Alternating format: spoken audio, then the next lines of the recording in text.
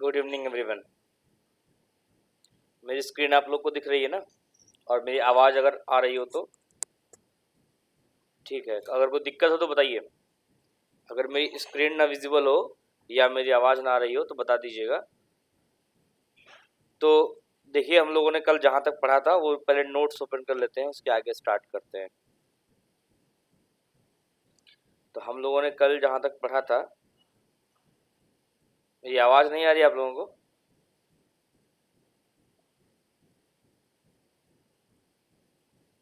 आवाज़ आ तो रही होगी मेरे अकॉर्डिंग तो, क्योंकि मेरा माइक तो ऑन है। किसी को आ रही मेरी आवाज़ या सिर्फ किसी एक दो लोग को नहीं आ रही है?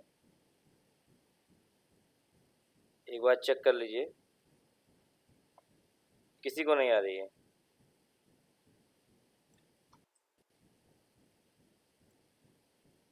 एक मिनट दीजिए मुझे, मैं चेंज कर लेता हूँ। हाँ, अभी मेरी आवाज़ आ रही है आपको? बताइए। Yes sir. ओके, ठीक है। तो देखिए कि अभी अगर मेरी आवाज़ आ रही है तो हम लोग क्या बुक कर रहे थे कि लास्ट जो मैंने पढ़ाया था वो हम ओपन कर लेते हैं। और जो मैंने टास्क कुछ दिए थे आपको, मैंने अभी सारे टास्क करने के लिए नहीं बोला था, कुछ लोगों ने ज़्यादा कर दिए शायद। तो मैंने भी फॉर्म वगैरह पढ़ाया नहीं है, बट अगर आप उन्हें बनाया है, कोशिश की है तो अच्छी बात है। वैसे मैंने सिर्फ 2 से 3 या 4 टास्क करने को बोले थे। उनमें अगर कोई डाउट है किसी टास्क में तो आप मुझे बताइए। जो मैंने टास्क करने को बोले थे उनमें किसी को डाउट हो तो बताएं, फिर हम लोग आगे स्टार्ट करते हैं। जो मैंने टास्क दिए थे वो मैं ओपन कर लेता हूँ।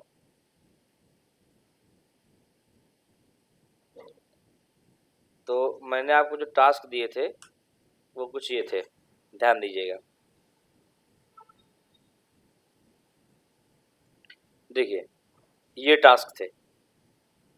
एक ये टास्क था जिसमें यूएल एलआई का इस्तेमाल करके और हेडिंग टैग का इस्तेमाल करके यहाँ पर आपको क्रिएट करना था एक मेन्यू टाइप का। इसके बाद एक और टास्क था, इसमें ओएल और एलआई का इस्तेमाल करके सेम तरीके से मेन्यू बनाना था। और एक ये टास्क था जिसमें हेडिंग और पैराग्राफ का यूज आप कर सकते हैं। लेकिन मैंने आपको शायद एक लिस्ट बताना मैं भूल गया था, मैं वो लिस्ट भी बता देता हूँ अभी। एक लिस्ट होता है और उसे कहते हैं डेफिनेशन लिस्ट। ये नहीं बनाना था शायद, एक दो लोगों ने यही बना दिया है, बट कोई दिक्कत नहीं। अगर किसी को कोई टास्क में कोई दिक्कत है तो मुझे बताइए पहले, फिर हम लोग आगे बढ़ते। टास्क में अगर किसी को दिक्कत है तो वो मैसेज करे या फिर बताए, तो मैं टास्क करवा देता हूँ।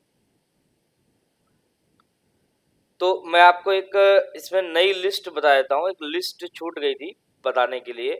जैसे यूएल और ओएल होता है, जैसे अनऑर्डर्ड लिस्ट होता है और ऑर्डर्ड लिस्ट होता है, जिसमें कि हम लोग एक लिस्ट क्रिएट कर सकते हैं एक ऑर्डर्ड फॉर्म में और एक अनऑर्डर्ड फॉर्म में। ऑर्डर्ड फॉर्म क्या होता है? जिसमें न्यूमेरिकली या फिर सीक्वेंस वाइज एक एक गिनती होती है या फिर एक काउंटिंग होती है, जिससे पता चलता है कि कौन सा पर्टिकुलर आइटम किस नंबर पे है या किस सीक्वेंस पे है।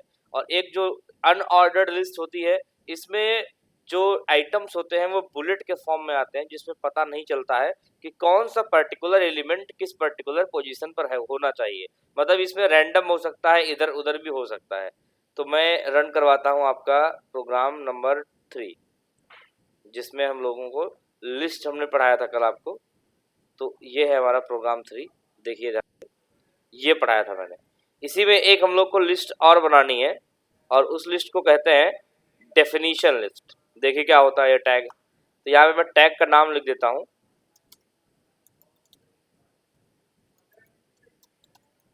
डेफिनेशन लिस्ट कहते हैं इसको। और इस टैग का नाम है डीएल। डीएल के अंदर दो टैग इस्तेमाल होते हैं, एक को कहते हैं डीडी और एक को कहते हैं डी कहते हैं एक को, और एक को कहते हैं डीडी। पहले डीटी इस्तेमाल होता है। ये होता है डेफिनेशन लिस्ट, डीएल मतलब डेफिनेशन लिस्ट। ये होता है डेफिनेशन टाइटल और ये होता है डेफिनेशन डेटा। ठीक है।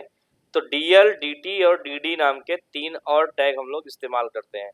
देखिए क्या करना है। जैसे ओएल बनाया था वैसे ही सेम तरीके से डीएल बना सकते हैं। जैसे OL बनाया था वैसे ही हम लोग DL बनाएंगे। अब OL के अंदर तो Li होता है या UL के अंदर तो Li होता है, लेकिन DL के अंदर पहले DT होगा, DT, और DT के अंदर आपका कोई टाइटल लिखा होगा, जैसे एग्जाम्पल के लिए HTML। ठीक है, HTML मैंने लिख दिया, तो फिर लिखा जाता है टैग DD। DD में डेफिनेशन डेटा होगा, जैसे मैंने लिखा hypertext markup language used to create web pages. ये मैंने एक DT टैग लिखा जिसमें टाइटल लिखा HTML, एक DD टैग लिखा जिसके अंदर एक छोटी सी HTML की डेफिनेशन लिख दी। तो यहाँ पर आप देखेंगे HTML लिख के आया पहले DT टैग से, और जो DD टैग से उसका डेफिनेशन लिख करके आया, वो ऑटोमेटिक, ध्यान से देखो, वो थोड़ा सा आगे शिफ्ट होकर के आया, वो यहाँ का देखो स्पेस छोड़ के आ रहा है, इतना स्पेस। ठीक है, तो यहाँ पर हमें क्या करना होता है, ऐसे ही हम लोग कि कई सारे DT मतलब डेफिनेशन के टाइटल बना सकते हैं, लाइक JS, और मैंने यहाँ पे लिखा DD में कि JavaScript is a scripting language used for web development. ठीक है, मैंने ऐसे लिख दिया। तो इधर आकर के पेज पर रिफ्रेश करेंगे तो देखो जो JS लिख कर के आया वो नॉर्मली इधर लिख कर के आया, लेकिन जो उसकी DD से जो उसकी डेफिनेशन लिख कर के आई वो ऑटोमेटिक यहाँ पे थोड़ा सा देखो इतना स्पेस छोड़ रही है। ठीक है ना, यही होता है DT और DD से। तो एक नई लिस्ट होती है, लिस्ट का नाम होता है आपका DL मतलब डेफिनेशन लिस्ट। इसके अंदर दो टैग इस्तेमाल होते हैं, DT और DD। DT जो होता है डेफिनेशन टाइटल कहते हैं उसको, और DD जो होता है उसको डेफिनेशन डेटा कहते हैं। ठीक है, तो ये बेसिक से टैग होते हैं, उनमें कोई बहुत बड़ी चीज नहीं होती है। अब देखिए अगला जो टैग है वो हम लोग पढ़ेंगे for linking, A tag. A tag को एंकर टैग कहा जाता है, और ये एंकर टैग का काम होता है लिंक बनाना। लिंक मतलब किसी एक पेज से किसी दूसरे पेज पे लिंक बनाना, हाइपर लिंक कह सकते हो इसको। तो जैसे मैं एक नया प्रोग्राम बनाता हूँ, इसमें HTML ओपन किया मैंने टैग, HTML क्लोज किया मैंने टैग, सेव किया इस प्रोग्राम को, इसका नाम दिया प्रोग्राम 6, इसका नाम दिया मैंने प्रोग्राम 6.html, और यहाँ पर मैंने हेड टैग ओपन किया, हेड टैग क्लोज किया, यहाँ पर मैंने बॉडी टैग ओपन किया, बॉडी टैग क्लोज किया, और अब यहाँ पर हम लोग एंकर टैग पढ़ेंगे। तो ये ए टैग होता है। तो ए टैग मतलब एंकर टैग कहा जाता है इसको। इसके अंदर आप कुछ भी लिख सकते हैं, जैसे मैंने लिखा गूगल। तो प्रोग्राम को यदि हम रन कराएं, प्रोग्राम नंबर 6 को मैंने रन कराया, तो ध्यान से देखिए यहाँ पे गूगल लिख करके आ गया। अब हम चाहते क्या है यहाँ पर कि जैसे ही कोई गूगल पर क्लिक करे तो google.com वाली वेबसाइट ओपन हो जाए। तो गूगल पर क्लिक करते ही google.com वेबसाइट ओपन हो जाए। गूगल को देखिए मैंने ऑलरेडी एंकर टैग में लिखा हुआ है, लेकिन इससे कोई खास फर्क नहीं पड़ा यहाँ पर। तो यहाँ पे क्या प्रॉब्लम है, यहाँ पर हमें ए टैग के अंदर href नाम का एक एट्रीब्यूट भी इस्तेमाल करना होता है। इस एट्रीब्यूट का नाम है href। href का पूरा फुल फॉर्म जो है उसे कहते हैं हाइपर लिंक रेफरेंस। मतलब इसको क्या रेफरेंस देना है कि इसके क्लिक पर कौन सी वेबसाइट या कौन सा वेब पेज ओपन हो जाए। तो गूगल की वेबसाइट मैं अलग एक टैब में ओपन करता हूँ, google.com। तो google.com तो गूगल की वेबसाइट है, जो कि आप google.com लिखते हैं और वो ओपन हो जाती है। लेकिन जो समझने वाली बात है वो ये है कि google.com को ऐसे नहीं लिख सकते आप यहाँ पर कि google.com, ये सही तरीका नहीं है। होता क्या है, जब हम किसी URL को टाइप करते हैं तो उसको पूरी तरह से टाइप करते हैं। सबसे पहले होता है HTTP या HTTPS। देखिए HTTP भी हो सकता है, HTTPS भी हो सकता है, ये डिपेंड करता है अलग अलग वेबसाइट पर। कई लोग SSL सर्टिफिकेट यूज करते हैं, कई लोग नहीं यूज करते हैं, या कई वेबसाइट्स में नहीं यूज होता है। जिनमें SSL सर्टिफिकेट यूज नहीं होता है उसमें लिख कर क्या आएगा HTTP, जिसमें SSL सर्टिफिकेट यूज हुआ होगा, उसमें लिख कर क्या आएगा HTTPS। ठीक है, तो HTTPS कॉलन 2 बार स्लैश लगाया जाता है, फिर www.google.com ऐसे लिखा जाता है। ये है google.com का पूरा एड्रेस। अब क्या होगा, जब आप गूगल पे क्लिक करेंगे तो ये एड्रेस ओपन हो जाएगा ऑटोमेटिक। देखिए कैसे हुआ, मैंने पहले गूगल का ये वेबसाइट बंद कर दिया और अभी मेरे लैपटॉप में सिर्फ और सिर्फ आपका ये प्रोग्राम ओपन है और मेरा गूगल मीट ओपन है, तो इससे कोई दिक्कत नहीं है। अब यहाँ पर हम क्या करते हैं, रिफ्रेश करते हैं पेज को, तो ध्यान से देखिए अगर, तो ये गूगल जो है हल्का सा ब्लू कलर में आ गया और साथ में इसके नीचे अंडरलाइन आ गई। ये ऑटोमेटिक आ जाता है जैसे ही आप एंकर टैग लगाते हैं, और यदि एंकर टैग प्रॉपर लगा होगा, काम कर रहा होगा, तो इस तरह से लिख करके आ जाएगा। अब जैसे अब देखिए गूगल पर क्लिक करते हैं तो ऑटोमेटिक google.com ओपन हो जाता है। यहाँ पे हमें कुछ करना नहीं होता है, जैसे आप गूगल पर क्लिक करते हैं तो google.com हमारा ओपन हो जा रहा है। तो ये हमारा लिंक बन गया। अब ये लिंक कई बार दूसरे वेबसाइट का भी हो सकता है, कई बार हमारे अपने पेज का भी हो सकता है। जैसे मैंने लिखा यहाँ पर प्रोग्राम, लिखा मैंने यहाँ पर ओल्ड प्रोग्राम। अब मैं यहाँ पर लिखता हूँ HREF, और HREF के अंदर मैं किसी भी अपने पिछले प्रोग्राम का नाम पास कर दूंगा तो क्लिक करने पर वो ओपन हो जाएगा। जैसे मैंने पास कर दिया प्रोग्राम 4.html, ये हमारे पिछले प्रोग्राम का नाम है। तो ये देखो यहाँ पर रिफ्रेश किया तो ये गूगल लिख के आया, गूगल के आगे ओल्ड प्रोग्राम।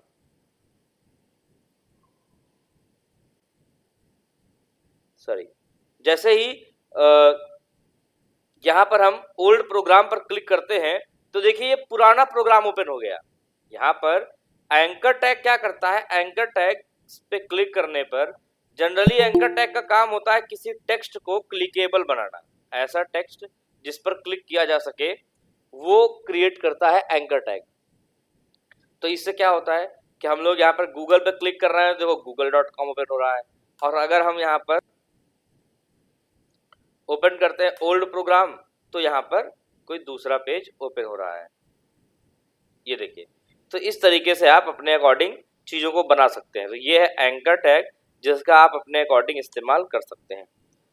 ठीक है, आगे देखिए, तो अगला ऑप्शन है यहाँ पर इमेज लगाना। जैसे हमें अपने पेज में यदि कोई इमेज लगानी हो तो ये है अगला option IMG tag.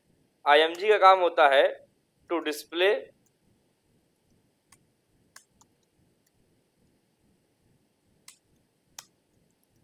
Image in web page. तो पेज के अंदर इमेज कैसे लगाएंगे, इसके लिए हम लोग एक टैग इस्तेमाल करते हैं। टैग का नाम है IMG, और यहाँ पर जो IMG टैग है ये टैग ऐसे सेल्फ क्लोजिंग टैग रहेगा। मतलब इसके अंदर हमें इसको इस तरीके से अलग से क्लोज करने की जरूरत नहीं है, ये एक सेल्फ क्लोजिंग टैग रहेगा जो कि इस तरह से ओपन और क्लोज हो जाएगा। मतलब खुद में ही ये ओपन होगा, खुद में ही ये क्लोज हो जाएगा। ऐसे सेल्फ क्लोजिंग टैग बहुत ज़्यादा नहीं होते हैं, कुछ होते हैं जिनको आपको धीमे धीमे पढ़ाते हुए ही समझा दिया जाएगा, जो आपको इजीली समझ में आ जाएंगे। अब क्या करना है, यहाँ पर IMG टैग के अंदर एक SRC नाम का एट्रीब्यूट पास किया जाता है। SRC मतलब सोर्स, तो लिखा जाता है IMG, देन उसके अंदर SRC, और SRC के अंदर उस इमेज का नाम जो इमेज आप दिखाना चाहते हैं। जनरली यहाँ पर इमेज का नाम लिखा जाता है, लेकिन इसे आप इमेज का पाथ भी कह सकते हैं। अब देखिए यहाँ पर सबसे आसान तरीका है इमेज को लगाने का कि जिस फोल्डर में आपने ये प्रोग्राम सेव किया है, मैं कौन सा प्रोग्राम बना रहा हूँ, ये प्रोग्राम 6 है। एक बार आप देख ले ध्यान से कि ये जो है प्रोग्राम 6 है। यहाँ पे देखिए ये प्रोग्राम 6 ओपन है हमारा। जो 6 नंबर प्रोग्राम है इसमें हम लोग को हमें ध्यान देना है कि इसको हमने सेव कहाँ किया है। तो इसको हमने यहाँ पर सेव किया हुआ है। अगर आप देखना चाहें तो ये देखिए, इसको हमने सेव किया है ये डेस्कटॉप पे अपने ST2021 फोल्डर के अंदर, बैच 1 के अंदर, HTML के अंदर, और ये हमारा है प्रोग्राम 6। अब क्या करना है, इसी फोल्डर में हमको एक इमेज लेकर के आना है। इमेज कहीं से भी आ सकती है, तो अभी के लिए मैंने इमेजेस फोल्डर से एक इमेज उठा ली, जैसे कि ये एक इमेज है, ठीक है, ये एक पिक्चर नाम की इमेज है। पिक्चर नाम की मैंने इमेज कॉपी की और इसको कहाँ पे पेस्ट करेंगे, ध्यान देना, इसको पेस्ट करना है हमें डेस्कटॉप पर HT2021 के अंदर, बैच के अंदर, HTML नाम के फोल्डर के अंदर। यहाँ मुझे इसको पेस्ट करना है, इसका नाम है picture.png, ठीक है, एक बार फिर देख लीजिए, इसका नाम है picture.png। ये मैं इमेज ले आया, इसको लगाना है प्रोग्राम 6 के अंदर। तो यहाँ पर इसमें लगाने के लिए क्या करेंगे, हमें इस img src के अंदर उस इमेज का नाम पास करना है। इमेज का नाम क्या है, picture.png। अब मेरी बात पर ध्यान देना कि आपके सिस्टम में इमेज कहीं भी हो, उसे आप सबसे पहले उठा करके उस फोल्डर में रख देंगे जहां पर आप लोग ये प्रोग्राम बना रहे हैं। आप अपने अपने सिस्टम के अकॉर्डिंग जहां भी आप प्रोग्राम को सेव करते हैं वहां पहले एक पिक्चर को ले आएंगे, उस पिक्चर का नाम जो है यहाँ पर पास कर देंगे। कई बार ये भी होता है, ध्यान देना, कि आपको यहाँ पर पिक्चर का जो ओरिजिनल नेम है पूरा नहीं दिखता है, मतलब यहाँ पर आपको सिर्फ picture.png की बजाय ओनली पिक्चर दिख रहा होगा, यहाँ तक का दिखेगा। तो ऐसे केस में आप ध्यान देना, ऐसे केस में आपको यहाँ पर दो तरीके हैं, राइट क्लिक करके आप प्रॉपर्टीज में जाकर के इस पिक्चर का, इस फाइल का एक्सटेंशन देख सकते हैं। मतलब आपको पिक्चर का पूरा नाम, ये रहा पिक्चर और यहाँ पर एक्सटेंशन मिल जाएगा। अब मेरे सिस्टम में एक्सटेंशन बाय डिफॉल्ट दिखा रहा है, ये कैसे दिखा रहा है, ये देखिए, व्यू के अंदर एक मेन्यू होता है, यहाँ पर फाइल नेम एक्सटेंशन, ये एक मेन्यू होता है व्यू के अंदर। यहाँ पे क्लिक करने पर इमेज का या किसी भी फाइल का एक्सटेंशन जो है विजिबल हो जाता है।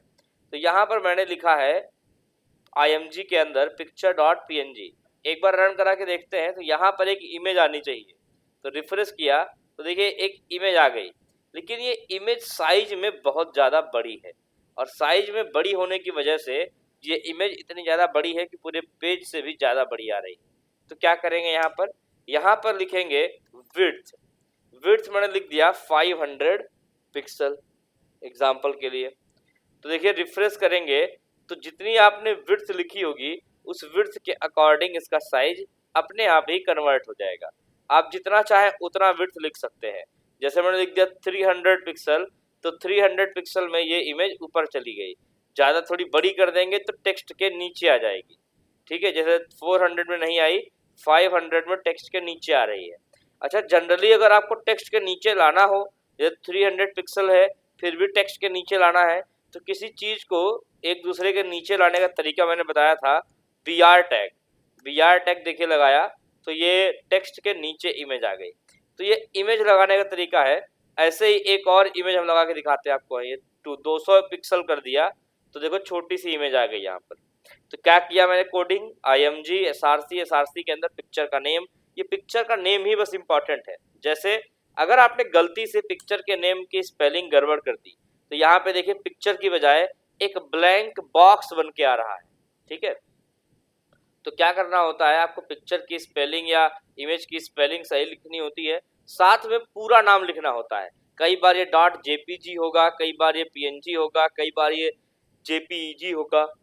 अलग अलग इमेज जो है अलग अलग लॉजिक से हो सकती है, ध्यान देना यहाँ पे। इसके बाद देखिए, इसके बाद हम क्या करेंगे, एक और इमेज लगाते हैं। तो इसके लिए मैं अपने डेस्कटॉप या डाउनलोड फोल्डर में गया, यहाँ पर एक इमेज है, इस इमेज को मैंने कॉपी किया और उसी फोल्डर में ला करके रख दिया। अच्छा ध्यान देना, कई बार ऐसा भी होता है,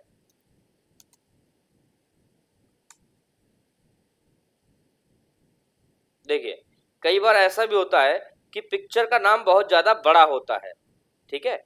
इस केस में अगर आपकी पिक्चर का नाम बहुत ज़्यादा बड़ा है तो इसका नाम आप रीनेम कर दें। जैसे राइट क्लिक किया और रीनेम पे क्लिक किया और इसका नाम मैंने कर दिया एग्जाम्पल के लिए mypic.png। देखिए मैंने इस इमेज का नाम कर दिया mypic.png। अब क्या करें, अब यहाँ पर दूसरी इमेज लगा दें। दूसरी ईमेल लगाने के लिए दोबारा से img टैग src और यहाँ पर mypic.png और विड्थ दे दी मैंने एग्जाम्पल के लिए 300 पिक्सल। सेव किया, आउटपुट में गए, रिफ्रेश किया तो देखो दो पिक्चर्स आ गई। एक ये पिक्चर है हमारी ब्लू कलर वाली और एक ये पिक्चर है हमारी रेड कलर वाली। ठीक है, तो इस तरीके से दो पिक्चर्स यहाँ पर आ जाएंगी। अब अगर पिक्चर्स को एक दूसरे के नीचे लाना है तो मैंने बता ही चुका हूँ आपको कि br टैग का इस्तेमाल करेंगे, ये पिक्चर एक दूसरे के नीचे आ जाएंगी इस तरीके से। ठीक है, तो यहाँ पर अपने वेब पेज पर अगर आपको पिक्चर लगानी है तो आप इस तरीके से लगा सकते हैं। मैंने टास्क में एक आपको टास्क दिया है, उसी में है जो हमने कल आपको पीडीएफ भेजी थी टास्क की, असाइनमेंट की। उसमें एक आपको पिक्चर गैलरी बनानी है। तो पिक्चर गैलरी बनाने के लिए आपको सबसे पहले टेबल टैग का यूज करना है। टेबल टैग का यूज करके आपको टीडी और टीआर का इस्तेमाल करके एक टेबल तैयार करनी है और उस टेबल के अंदर आपको पिक्चर्स जो है क्रिएट करनी है। देखिए आगे, तो ये बेसिक लॉजिक है। तो ये इमेज लगाना हो गया, ये एंकर टैग से लिंक लगाना हो गया। अगर इसमें कोई भी कंफ्यूजन है तो आप बताइए मुझे, तो मैं आपको आगे का कॉन्सेप्ट समझा देता हूँ। अगर ये इमेज लगाने में या फिर एंकर टैग को इस्तेमाल करके कोई लिंक बनाने में अगर आपको कोई कंफ्यूजन है तो आप बता सकते हैं, ताकि मैं आपको ये चीज बता दूं। बताइए, अगर समझ में आ रहा है तो ठीक है, अगर कोई भी कंफ्यूजन हो तो आप बता दीजिएगा। तो अब यहाँ पे क्या करेंगे हम लोग, अगला काम ये है कि यहाँ पर हम लोग एक नया प्रोग्राम बनाएंगे और उसमें हम लोग को सीखना है कि किस तरीके से फॉर्म क्रिएट किया जाता है। ठीक है, तो यहाँ पर हम लोग को सीखना है फॉर्म। फॉर्म बनाने के लिए हम लोग क्या करेंगे, एक नया पेज बनाएंगे, लिखेंगे HTML ओपन किया, क्लोज किया, हेड ओपन किया और हेड को क्लोज किया, बॉडी ओपन किया और बॉडी को क्लोज किया। सेव करेंगे इसको, यहाँ पर इसका नाम देंगे हम program7.html। ठीक है, और यहाँ पर इसके बाद में इसके अंदर हम लोग फॉर्म बनाएंगे। फॉर्म बनाने के पहले हम एक हेडिंग डालते हैं और हेडिंग में लिखते हैं रजिस्ट्रेशन फॉर्म या मान लो एडमिशन फॉर्म। तो यहाँ पर मैंने इस प्रोग्राम को बनाया, सेव कर लिया है, एक हेडिंग डाल दी है H1 में, रजिस्ट्रेशन या एडमिशन फॉर्म। अब आए अपने फोल्डर में, यहाँ पर डबल क्लिक किया प्रोग्राम 7 पर, तो देखिए एडमिशन फॉर्म हेडिंग बन करके आ गई है। अब इसी में हमें एक फॉर्म बनाना है। फॉर्म बनाने के लिए एक टैग होता है आपका फॉर्म नाम का ही। ठीक है, टैग का नाम है फॉर्म। तो फॉर्म हमेशा फॉर्म नाम के टैग के अंदर ही बनाया जाता है। ठीक है, तो ये देखिए यहाँ पर हम लोग फॉर्म टैग लिख देंगे इस तरीके से। अब ध्यान रहे, फॉर्म टैग लिखने से फॉर्म जैसा कुछ भी यहाँ दिखता नहीं है। देखिए रिफ्रेश किया मैंने, यहाँ पर कुछ भी दिख नहीं रहा है। फॉर्म क्या है, फॉर्म एक टैग है जो अपना एक काम करता है, वो हम लोग आगे समझेंगे, लेकिन अभी के लिए समझ लीजिए फॉर्म टैग से कुछ दिखता नहीं है, कोई भी आउटपुट विजिबल नहीं होता है। फिर देखिए अगला टैग है, फॉर्म में या कहीं पर भी इसको इस्तेमाल कर सकते हैं, जो मैं नया टैग बता रहा हूँ।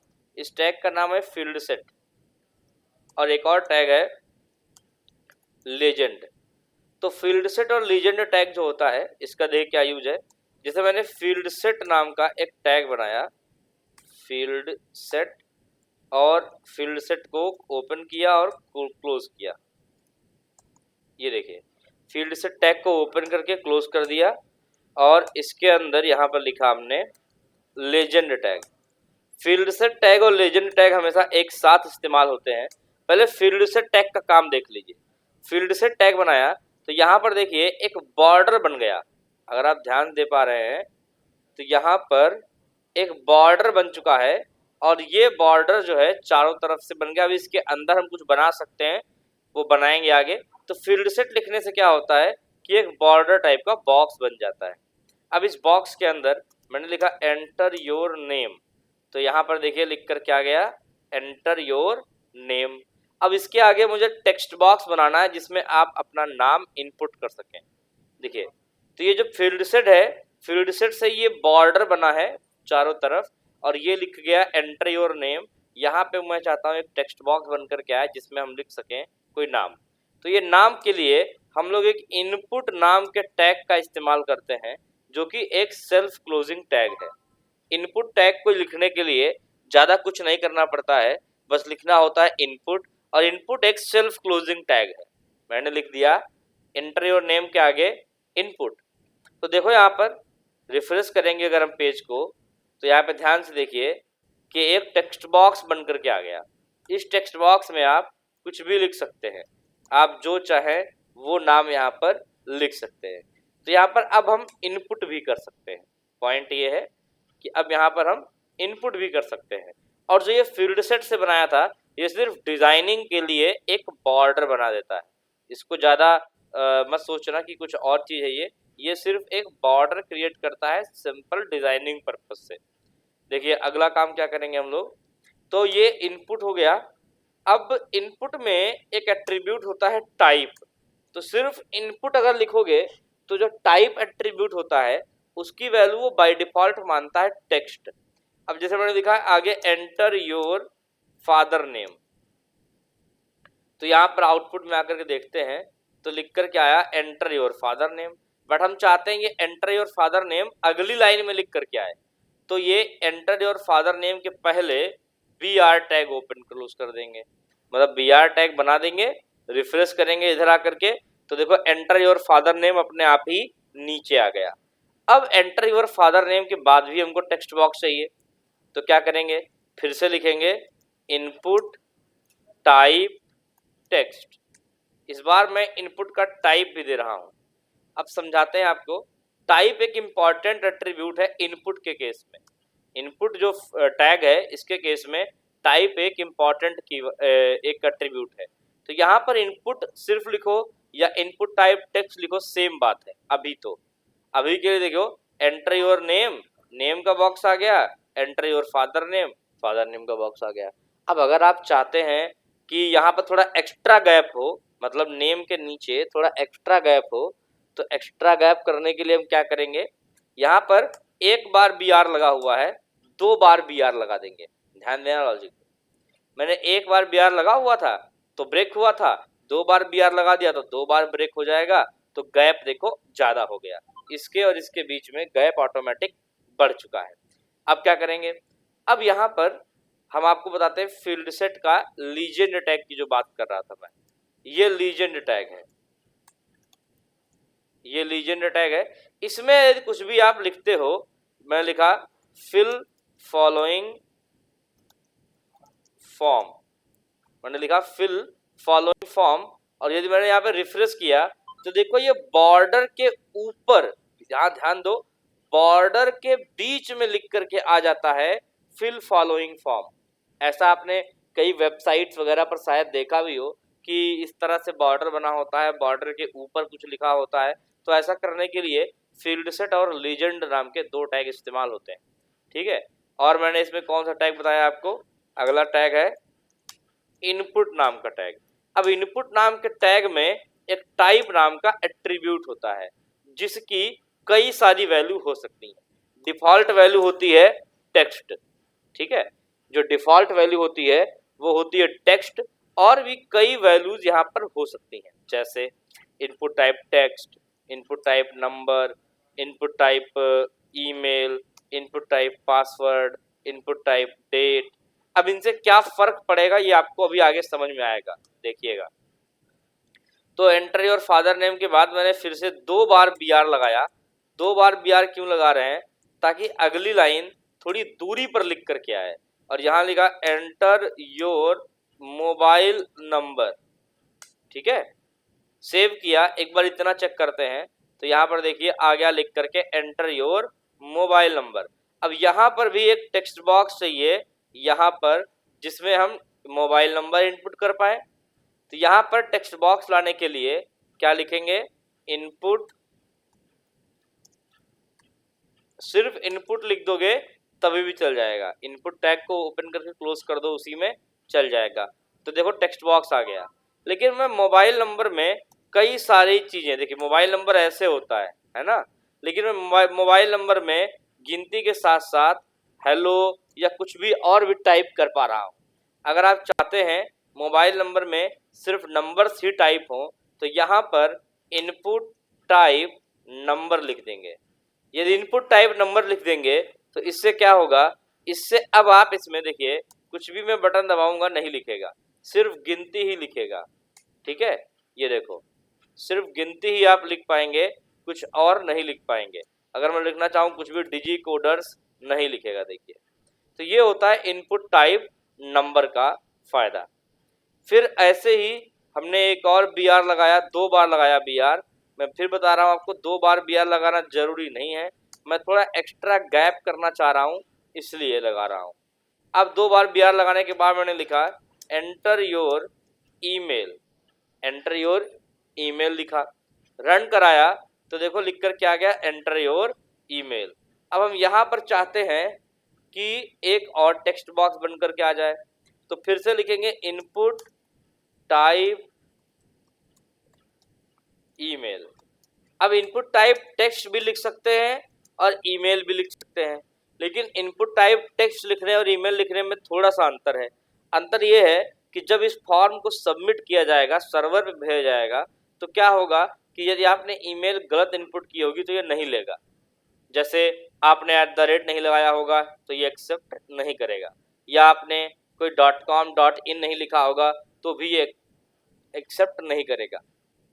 देखिए आगे आगे हमने लिखा है यहाँ पर एंटर योर पासवर्ड, तो यहाँ पे लिखा इनपुट, सिर्फ इनपुट लिखेंगे तो एंटर योर पासवर्ड के आगे एक बॉक्स बन करके आ गया यहाँ पर, जिसमें आप अपना कोई भी पासवर्ड लिख सकते हैं।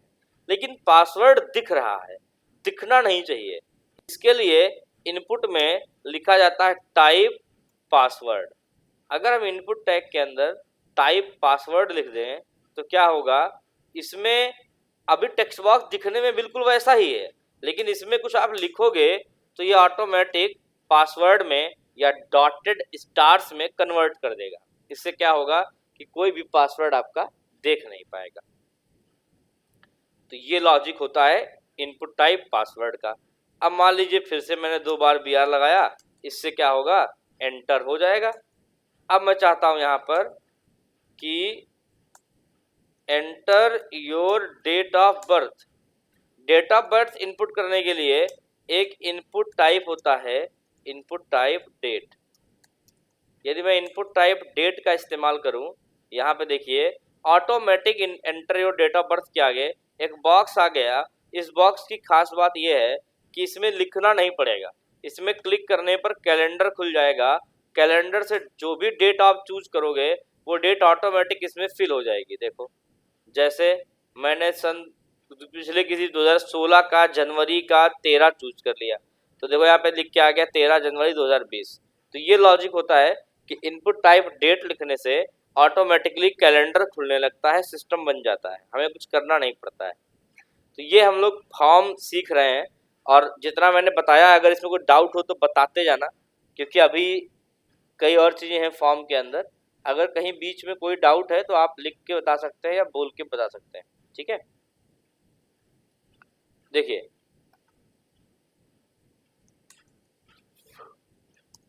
अगला टैग है text area.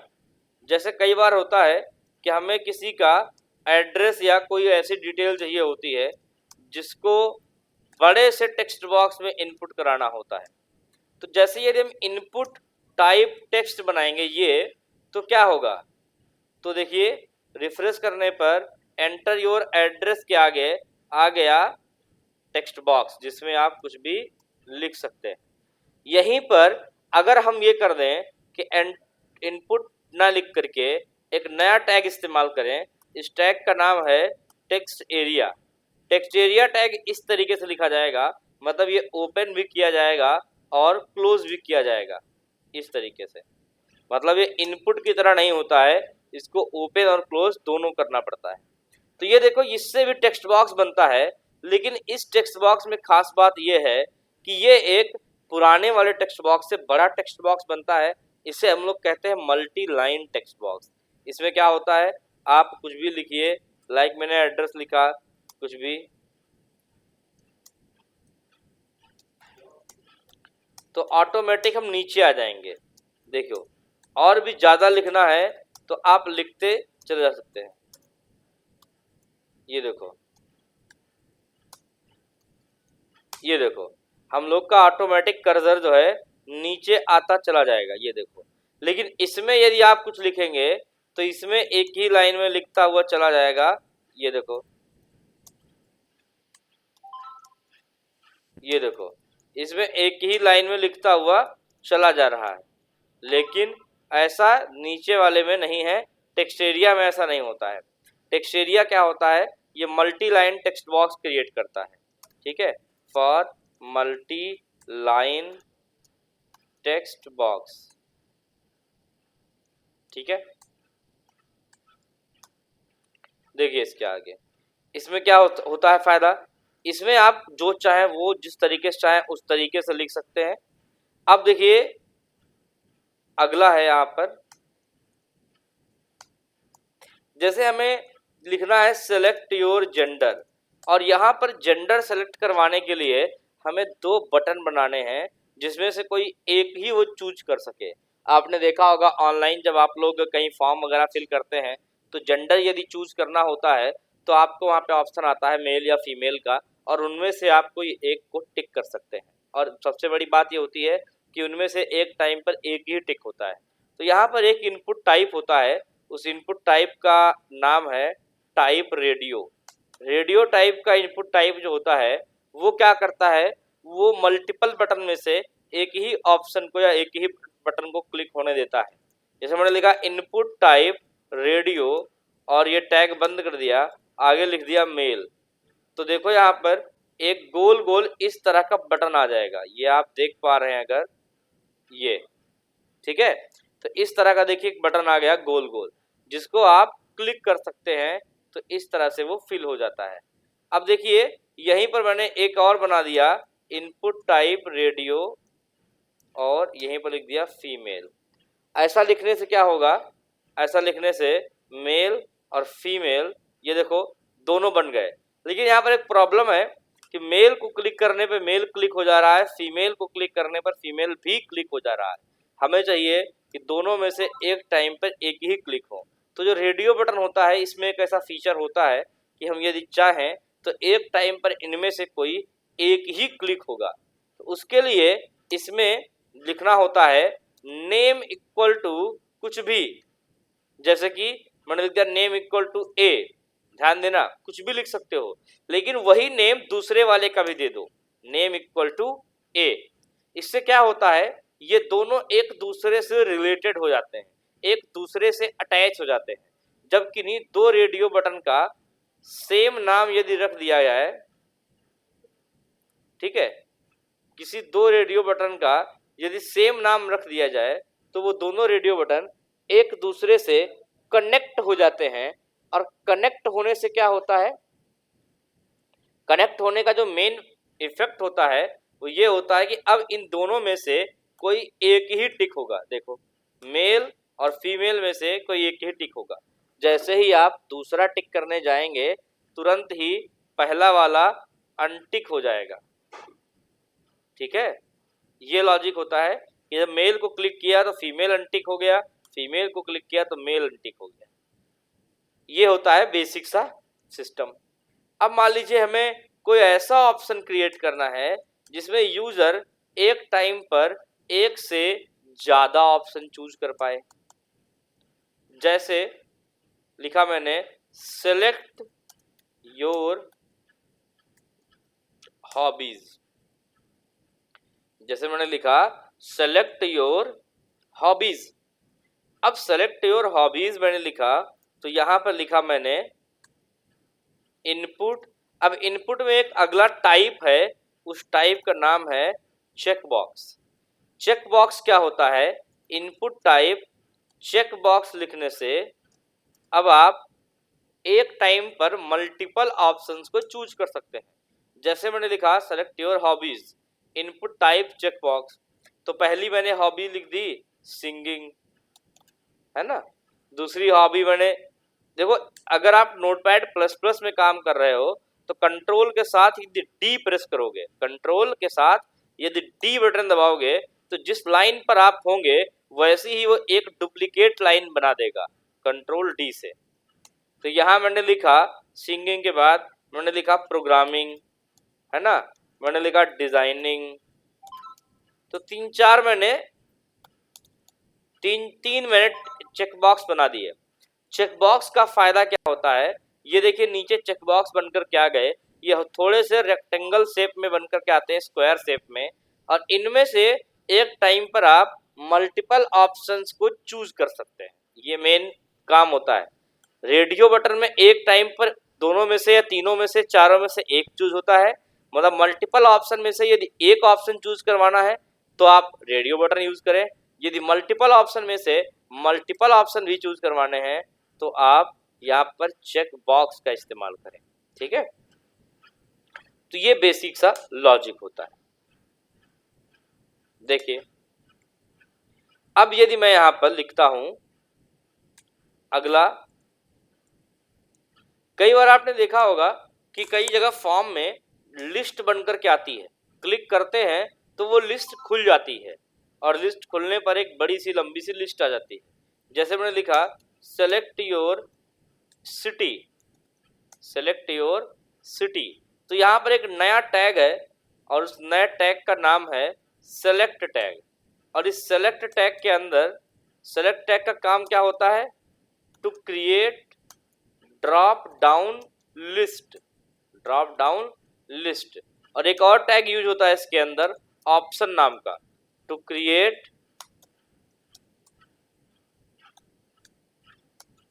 List option in drop down. Drop down क्या होता है, क्लिक करने पर वो ड्रॉप हो जाती है, लिस्ट ओपन हो जाती है। तो एक टैग है, टैग का नाम है सेलेक्ट टैग। सेलेक्ट टैग को ओपन करते हैं और इस तरीके से क्लोज कर देते हैं। ओपनिंग और क्लोजिंग दोनों के ही बीच में आपको लिखना होता है यहाँ पर ऑप्शन टैग, इस तरीके से।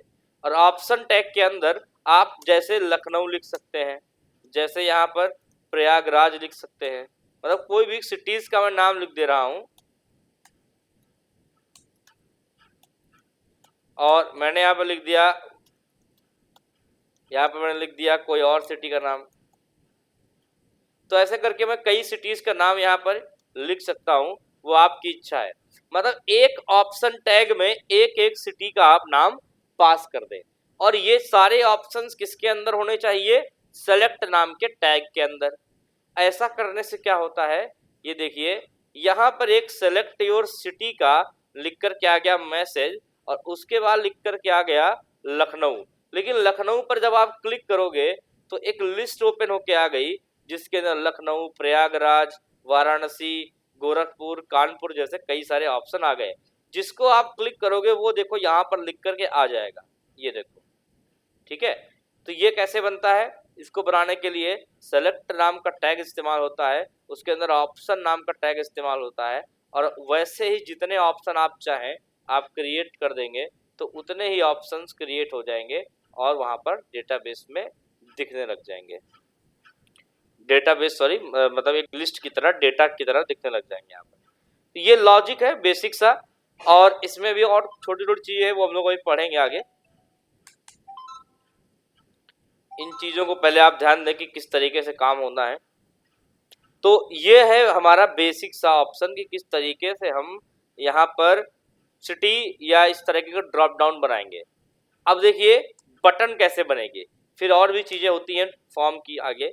तो बटन जैसे कि आपने देखा होगा कि जब आप फॉर्म भरते हो तो फॉर्म भरने के लास्ट में एक बटन आती है फॉर्म को सबमिट करने की। तो यहाँ पर एक इनपुट होता है, इनपुट का एक टाइप होता है जिसे कहते हैं इनपुट टाइप सबमिट। ठीक है, इनपुट टाइप सबमिट। ऐसा लिखने से क्या होता है, देखो एक सबसे नीचे बटन आ जाती है और इस बटन में आप क्लिक कर सकते हैं और क्लिक करके कुछ भी जो है आप एक्शन ले सकते हैं। जनरली इनपुट टाइप जो टेक्स्ट बनता है, इसका जो एक्शन होता है वो होता है फॉर्म को सबमिट करना। जो इनपुट टाइप सबमिट है, इसका डिफॉल्ट एक्शन जो है वो है फॉर्म को सबमिट करना। जो हमने फॉर्म टैग ऊपर बनाया था, यहाँ पर देखो, ये सबसे स्टार्टिंग में बेटा किसी का माइक ऑन हो गया लगता है, अगर कुछ पूछना है तो आप बता सकते हैं। देखिए यहाँ पर, तो यहाँ पर इनपुट टाइप सबमिट क्या करता है, फॉर्म को सबमिट कर देता है। और फॉर्म को आप किसी भी तरीके से सबमिट कर सकते हैं, जैसे कि फॉर्म को सर्वर पर ले जाना है। कई तरीके होते हैं फॉर्म को सबमिट करने के।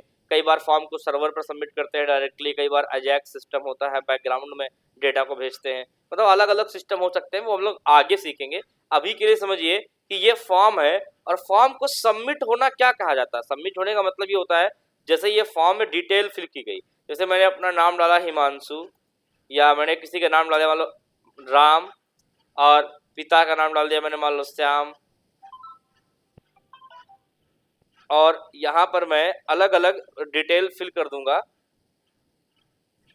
और यहाँ पे मैंने लिख दिया इस तरीके से कोई मोबाइल नंबर, यहाँ पे लिख दिया मैंने ईमेल आईडी लाइक ram@gmail.com, यहाँ पे मैंने लिख दिया पासवर्ड लाइक कुछ भी, यहाँ मैंने डेट ऑफ बर्थ डाल दी लाइक कोई भी, मैंने यहाँ पर एड्रेस डाल दिया लखनऊ, मैंने यहाँ पर डाल दिया जेंडर मेल, और मैंने डाल दिया हॉबीज प्रोग्रामिंग और डिजाइनिंग, और सिटी डाल दी मैंने लखनऊ।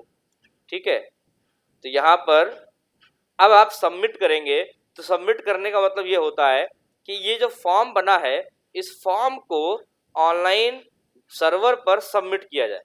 और वो सर्वर अलग से होता है, उसकी कोडिंग अलग से होती है, जो कि सर्वर साइड कोडिंग आगे हम लोग सीखेंगे। अभी के लिए समझिए जो डिटेल हैं जो हमने फिल की, इन डिटेल को यदि कहीं स्टोर करना हो तो यहाँ से लेकर के कहीं जाना होगा, और वो लेकर के जाने के लिए हमें फॉर्म को सबमिट करना होता है। तो एक होता है इनपुट टाइप सबमिट, और एक होता है इनपुट टाइप रीसेट। ध्यान देना, एक होता है इनपुट टाइप सबमिट, एक होता है इनपुट टाइप रीसेट।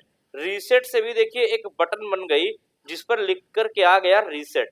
रीसेट से होता क्या है, जैसे आपने कोई नाम लिखा यहाँ पर हेलो, या यहाँ पर आपने पासवर्ड लिखा, या यहाँ पर आपने कोई डेट चूज कर ली, या यहाँ पर आपने मेल, यहाँ पर प्रोग्रामिंग और डिजाइनिंग चूज कर ली। रीसेट से क्या होता है, पूरा फॉर्म रीसेट हो जाता है, ब्लैंक हो जाता है, जैसा ओरिजिनल था।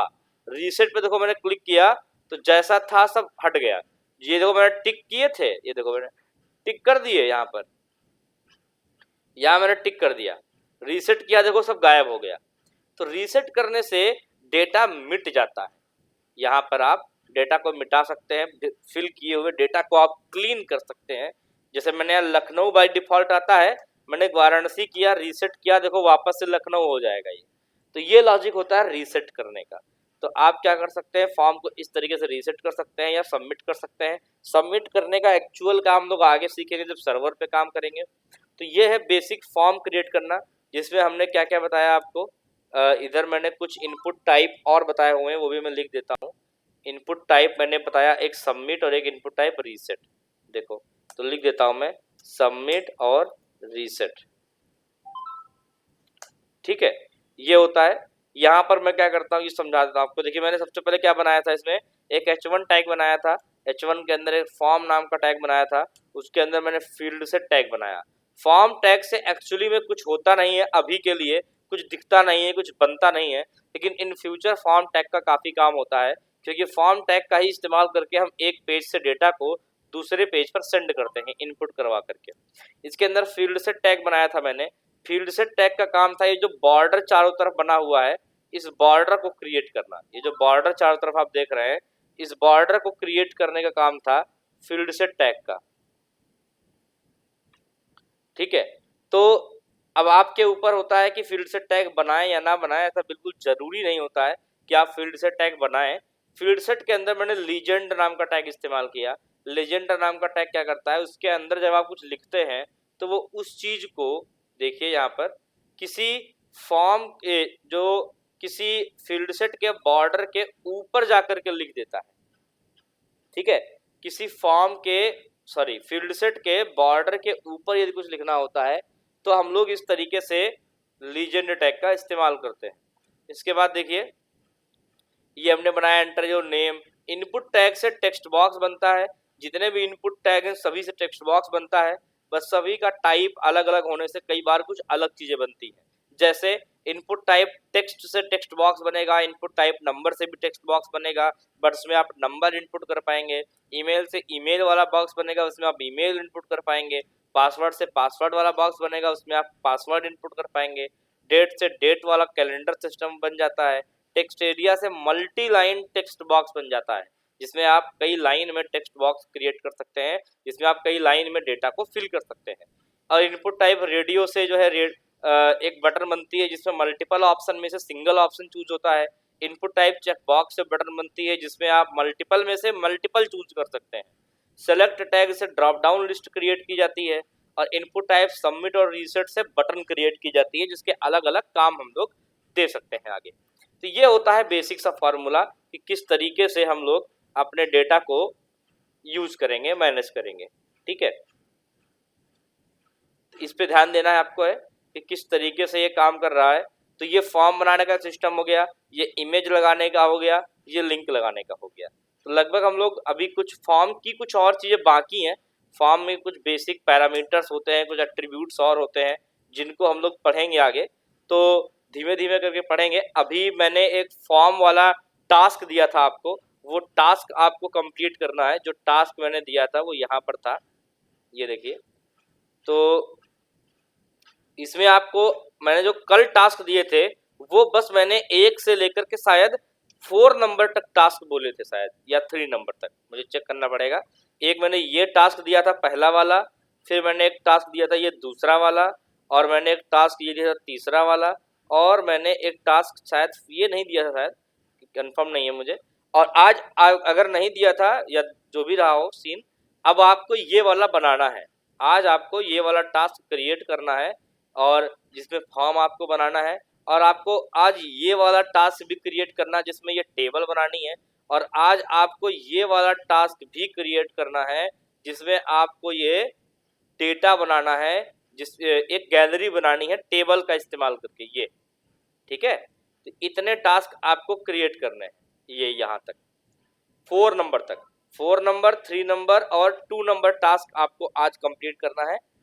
ठीक है, और जिसको अगर कोई डाउट है आज के फॉर्म में वो बता दे।